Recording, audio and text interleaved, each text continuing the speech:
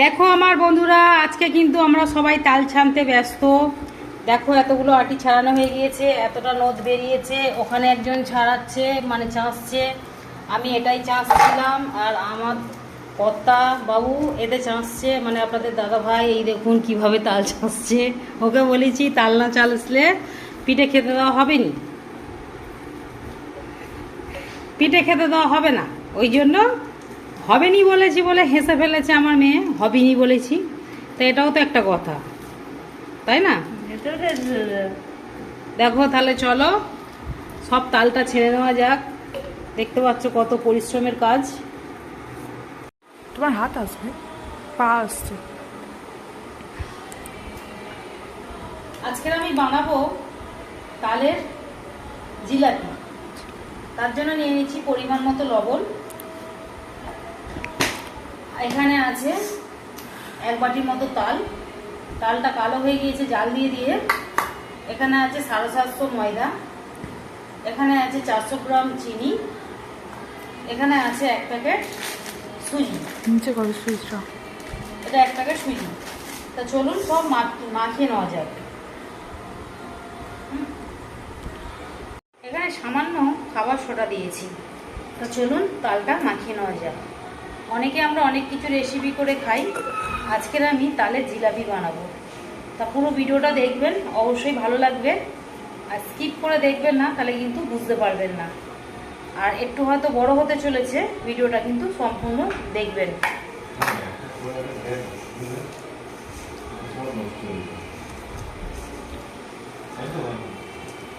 তাল ভালো আছে, ভালো আছে।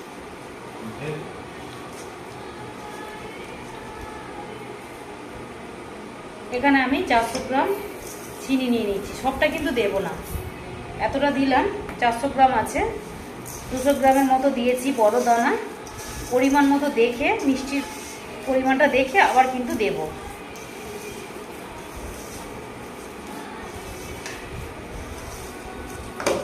তালটা অনেক দিন ধরে জাল দিয়ে দিয়ে ফ্রিজে রেখে দিয়েছিলাম, ওই জন্য খুব ঠান্ডা।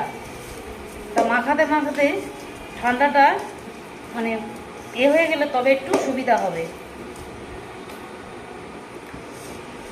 এখানে আছে 750 ময়দা। ময়দাটা আমি পুরোটাই নিয়ে নেব।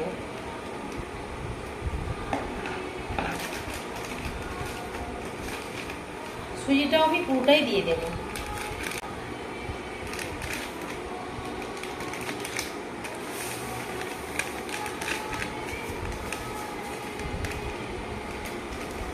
সব কিছু এবার সুন্দরভাবে মাখিয়ে নিতে হবে।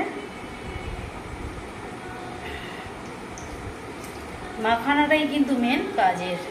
ঠিক মতো যদি না মাখানো হয়, তাহলে তালের ফুলুলিও হবে না, তালের পিঠাও হবে না, আর আমি যে আজকে রেসিপিটা করবো বলছি তালের জিলাপি, সেটাও কিন্তু হবে না। জিলিপি তো, জিলাপি না জিলিপি।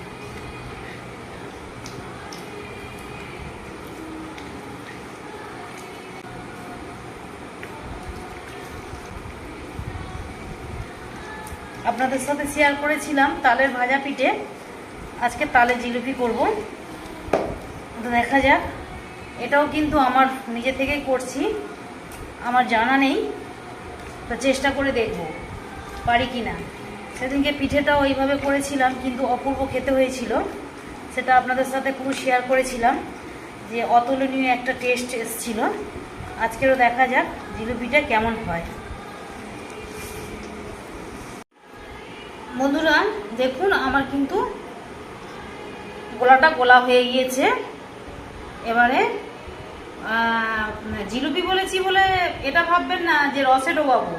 তালের জিলিপি রস ছাড়াই কিন্তু হবে, কোনো রসে ডোবানো হবে না, শুকনো জিলিপি হবে। তাল দিয়ে জিলিপি বানাবো।